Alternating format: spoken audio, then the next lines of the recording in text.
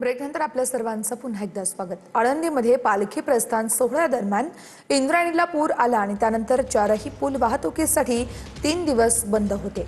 पूर ओसरल्यानंतर 3 पूल वाहतुकीसाठी खुले करण्यात आलेत, मात्र एक पूल अजूनही वाहतुकीसाठी बंदच आहे। एका पुलाचे रेलिंग पुराच्या पाण्यामध्ये वाहून गेल्यानं तो पूल अद्यापही वाहतुकीसाठी बंद ठेवण्यात आलेला आहे। त्यामुळे भाविक आणि नागरिकांना गैरसोयीचा सामना करावा लागतोय।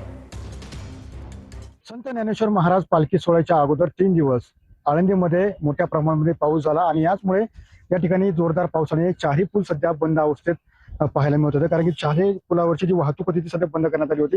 मात्र आता या ठिकाणी असलेले ते 3 पूल आहेत ते सध्या वाहतुकीसाठी खुले करण्यात आलेत। मात्र एक पूल अजूनही वाहतुकीसाठी धोकादायक अवस्थेत पाहायला मिळतो, कारण की याच पुलाचं जे रेलिंग आहे ते पूर्ण रेलिंग सध्या तुटलं होतं आणि याचं काम सध्या युद्धपातळीवर सुरू आहे। कारण की गेले 8 दिवस या पुलावरून जी वाहतूक आहे ती बंद असल्याचे चित्र पाहायला मिळतं। या ठिकाणी दुसरी पाहतो की या ठिकाणी जी डीपी होती वाहतूक विद्युत वाहतूक करणारी ती सुद्धा या ठिकाणी पाहतो की पावसाच्या पुराच्या पाण्यामुळे ती सुद्धा पडलेल्या अवस्थेत आपल्याला पाहायला मिळते।